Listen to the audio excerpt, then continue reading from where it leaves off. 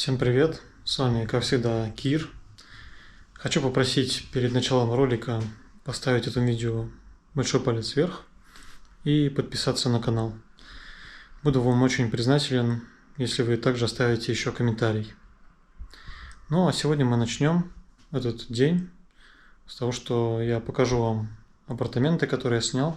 Это даже не апартамент, а просто гостиничный номер небольшой с одной комнатой и санузлом. Вот так выглядит вход. Двухместная кровать. Кондиционер не очень правильно расположен, поскольку потоки воздуха, они идут как раз на кровать. И можно заболеть, простыть. Далее небольшой столик. Тапки. Не знаю, такое ощущение, что они уже кем-то были использованы. Такой вот шкаф с подушкой, на которую, не знаю, наплевали и что-то с ней сделали.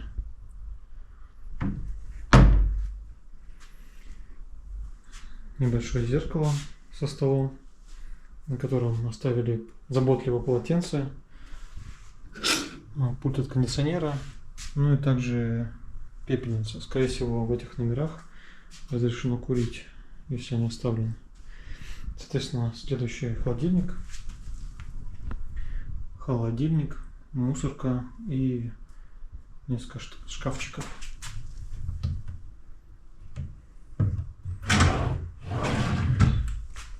Есть пару стульев,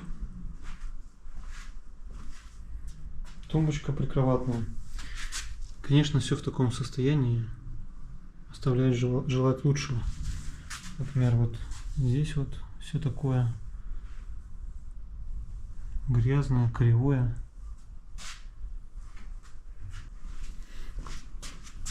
Смотрите на состояние кровати, простыни, чей-то волос лежит.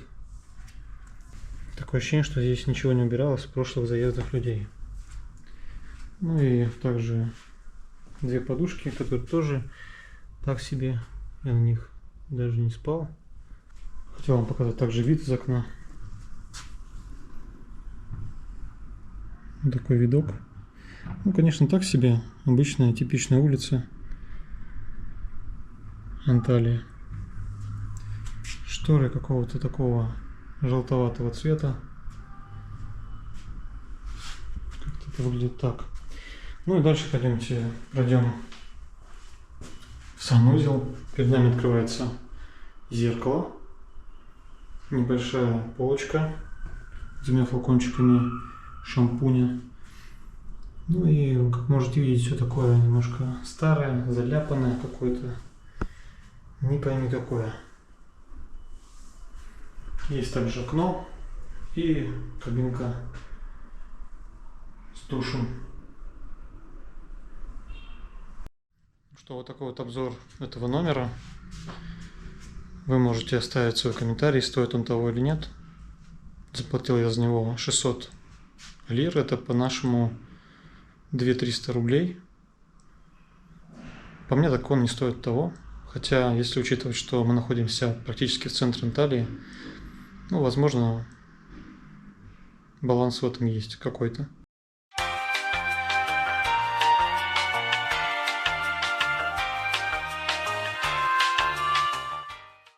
Ну что, только что сходил в магазин, решил закупиться, немного поесть, затарить, так скажем, холодильник на пару дней, ну, может быть, на 3, посмотрим. И хочу вам так немножко показать мои покупки, скажем так.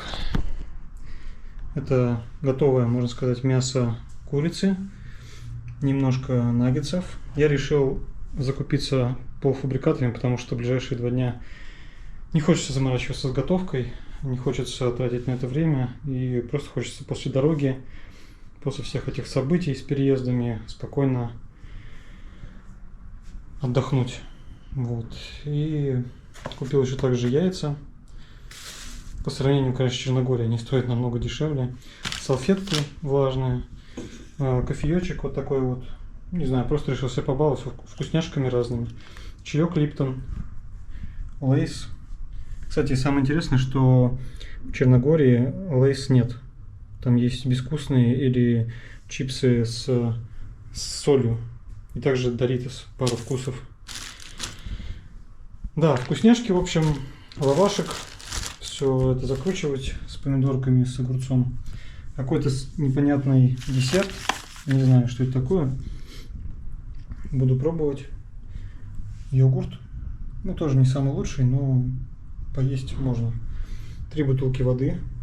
Да, конечно, вода здесь вообще удивительно, но недорого стоит по сравнению с той же Черногорией. За такую бутылку можно дать в магазине около 50 центов. Ну и сыр. Вот такой вот.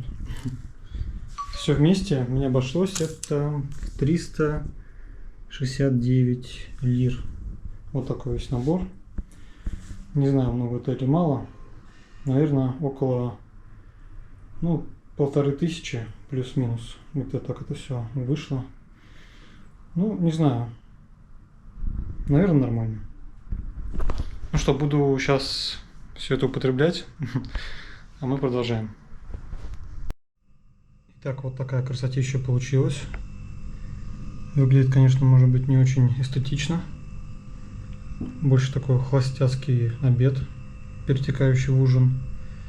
Но ничего. Думаю, будет вкусно. Ну что, новый день, новые приключения. Хотел вам сделать такой небольшой обзор на эту комнату, которую я снял в трехкомнатной квартире. Это 3+1 турецкая. И, можно сказать, это гостиная. Вот, и является как раз моей комнатой. Хотел вам такую небольшую экскурсию провести и показать, что можно снять за $15 в сутки. Как вы уже поняли, здесь я сплю. Здесь такая небольшая, как это назвать, кровать, диванчик, который примыкает вот к этой части дивана. Ну, в принципе-то особо здесь ничего не скажешь. Телевизор, тумбочки, столик, еще одна тумбочка, кондиционер, конечно же, работающий. И мое рабочее место — это стол, на котором находится мой компьютер. Соответственно, стулья. В общем, тут особо показывать нечего. Мои вещи валяются. И пойдемте покажу вам, что находится на балконе. Вот такой вид. В общем, типичное турецкие здания, которые впритык друг к другу находятся. Вот такая небольшая улочка. Можно иногда даже отчетливо видеть соседей. И, соответственно, здесь вот дорога, на которой тоже все шумит. И все это слышно в окнах. В общем, вот такой вот типичный турецкий дворик. Находимся мы в районе Мурат-Паша. Это старый город, как многие знают, в Анталии. Вот, в общем, особо ничего интересного нет. Но, в принципе, цена достаточно хорошая. Снял я своего знакомого. Кухню я вам уже показывал частично. Вот. И, в принципе, это больше нечего сказать. Хотел вам еще показать тут местного жителя. Это кота, которого мне тоже надо покормить. Сейчас к нему как раз и пойдем. Вот он, котяра. Берем корм, открываем дверь. Так.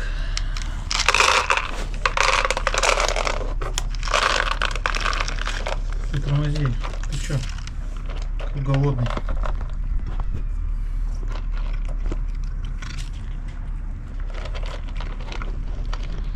Это британский вислоухий котяра.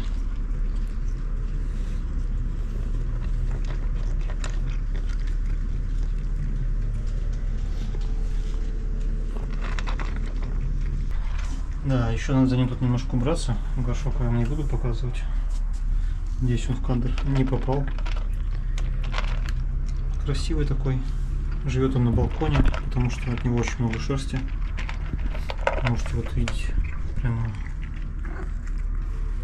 весь такой шерстяной. Шерстяной туда морда. Все это вот летает.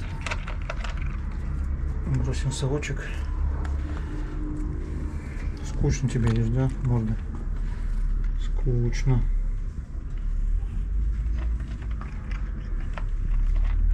Да, в такую погоду сейчас у нас за окном порядка 30 градусов. Вчера было 37. Конечно же, нужна вода. Сейчас я ему как раз ее налью.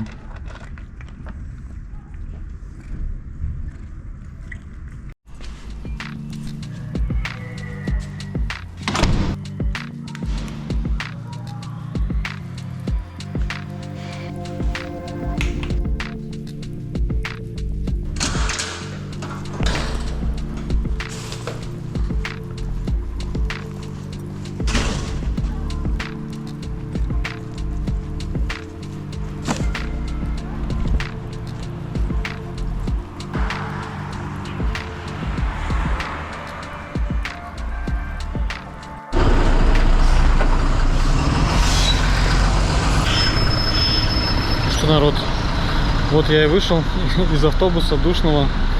На улице очень жарко, кондиционера нет.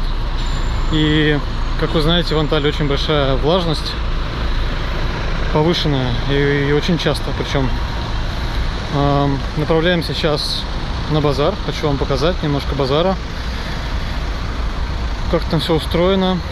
Кстати, мы сейчас находимся в месте, где я раньше жил, буквально здесь недалеко.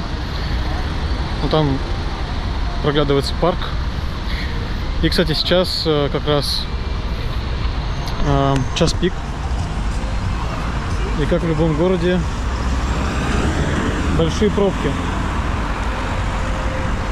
Так, сам рынок проходит рядом с Шарамполем. Это остановка, которая находится у трамвая. Она чуть подальше, в той стороне. Там еще Марканталия. Вот, ну а мы идем в сам базар. Этот базар обычно проводится в среду и в воскресенье. Там есть 2 этажа, где на первом этаже овощи, фрукты, ну, все, что можно съесть. Вот, а на втором одежда, всякие шторы, ковры и все в этом духе. Вот эта улица как раз идет к нашему базару. Тут как раз можно наблюдать, что у многих людей всякие пакетики с овощами, с фруктами. Все они возвращаются как раз оттуда. Советую ходить, кстати, в будние дни, потому что в выходные все обычно раза в 1,5, как минимум, дороже. Вначале лучше ничего не покупать, потому что чем дальше идешь, тем цены более-менее адекватные. Ну что, вот начало базара. Очень много людей, очень много шума. И потихонечку заканчивают работать, как я понимаю. Какие-то прилавки уже скручивают. Здесь можно встретить все. Яблоки, груши, сливы. 10 лир, 15, 25. На любой вкус. И уходит по базарам туда вглубь. То есть, опять же, здесь лучше не покупаться поблизости. Вот, пожалуйста, перец за 8 лир.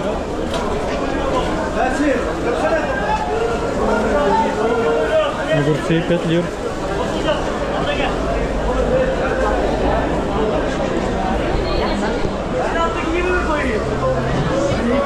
Арбузы за килограмм 20-ка. Виноград, персики. Все, что душе угодно. картошка. Драгонфрут. Наверняка многие видели, на улице продают торговцы за баснословные деньги. Здесь сухофрукты, лучок,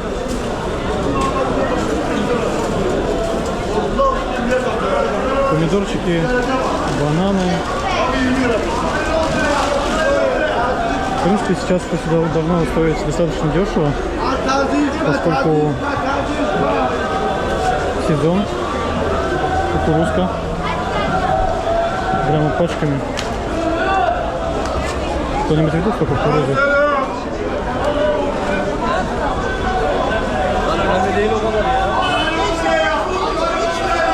Всякая зелень. Пожалуйста, клубника за 30. До того, как я уехал из Турции, она стоила где-то в районе 20-25. Лук разных размеров, 10-12 лир. Различные сыры, лаваши. В общем, здесь можно купить все, что душе угодно. И по хорошим ценам. Все, что выращено на ферме. И то, что домашнее. Любят они, конечно, поорать здесь. И оставлять свинарник. Горох. 45 лир. Это, наверное, за килограмм, да. Кило. В общем, вот такой вот хаос. Выбирайте, где получше, и закупайтесь там. Это намного дешевле, чем в магазинах. Картошечка за 12 лир килограмм. Здесь какая-то колбаса местная. Обычно она очень невкусная. Помидоры, конечно, не первой свежести, но зато 8 лир. И советую вам это все употреблять в течение где-то 2-3 дней максимум. Потому что все портится. Потому что, ну, как мне кажется, все натурально, поэтому все быстро приходит в такую, можно сказать, негодность. Мужик спит, отдыхает.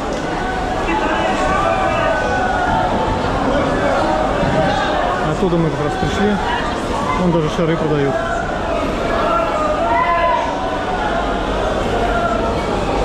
$10 лир. Получается, это 37 рублей килограмм. Яблочки за 15 лир килограмм. В общем, очень приятные цены, я бы сказал. Вот здесь уже 7,5 лиры. Помидоры стоят. И даже можно найти за 8 лир лук. Ну там 7 за помидоры. Картофанчик, чеснок. В общем, все натуральное, все свежее и полезное. Здесь обычно продают какую-нибудь рыбу, какие-то вот такие вещи, типа приправ. Но мне кажется, это не особо все выгодно, честно говоря. Ну, по поводу приправ я имею в виду. Курага 280, наверное, за килограмм, скорее всего.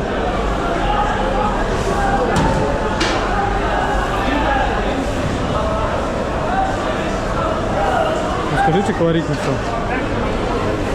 Мне прям нравится. А вот она и рыба. Здесь можно было купить относительно дешево филе красной рыбы. И помню, как-то мы солили эту рыбу. Получалось очень, в принципе, вкусно, неплохо. В общем, по большей части у всех все одинаково. Просто надо искать, где получше и подешевле, чтобы цена-качество соответствовала. Вот здесь, судя по всему, какая-то распродажа идет дикая.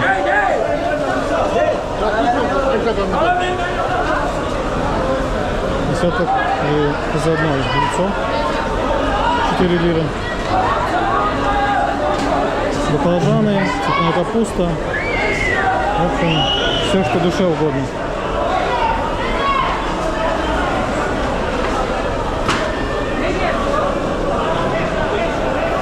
Здесь какой-то свойский виноград, судя по всему. Достаточно мелкий. Сливы тоже свои сразу видно.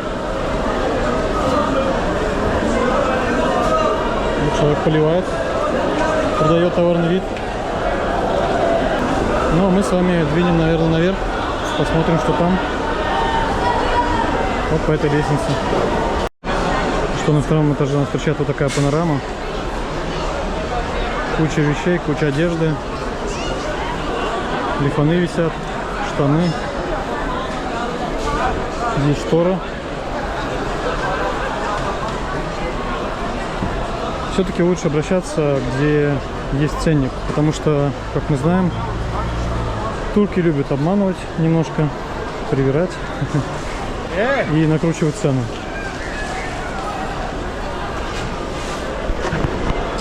Труселя, кому надо.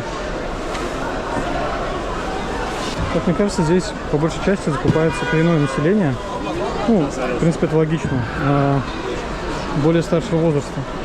Наверное, молодежь не особо ходит по таким местам. Пуховички всякие.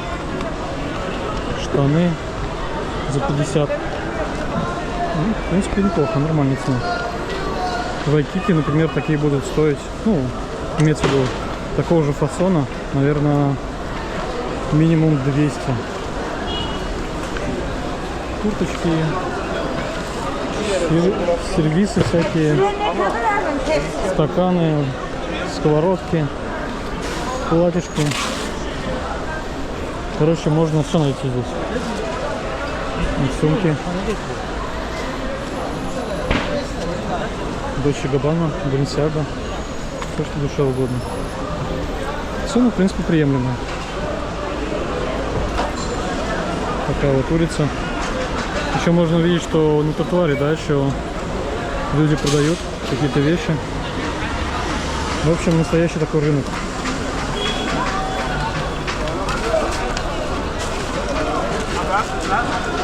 Что здесь только не продается, что только не встретишь. Идем мы, в общем, вниз.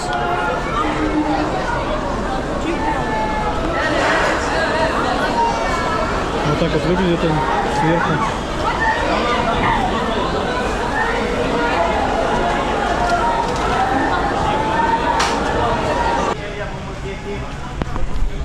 Ну что, прогулялись мы по такому рыночку небольшому. Поставьте этому видео палец вверх. Напишите какой-нибудь комментарий, что бы вы хотели увидеть. Ну и также не забудьте подписаться на канал и на Telegram. Ну и также по желанию на Instagram. Все, до новых встреч.